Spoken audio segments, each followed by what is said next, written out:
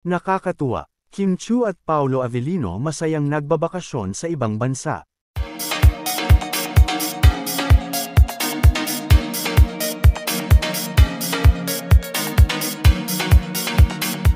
Dumaan nga ang ilang araw ay naging laman ang dalawa sa iba't ibang social media at pinagkaguluhan ng mga netizen dahil sa mga posted pictures and status ng dalawa.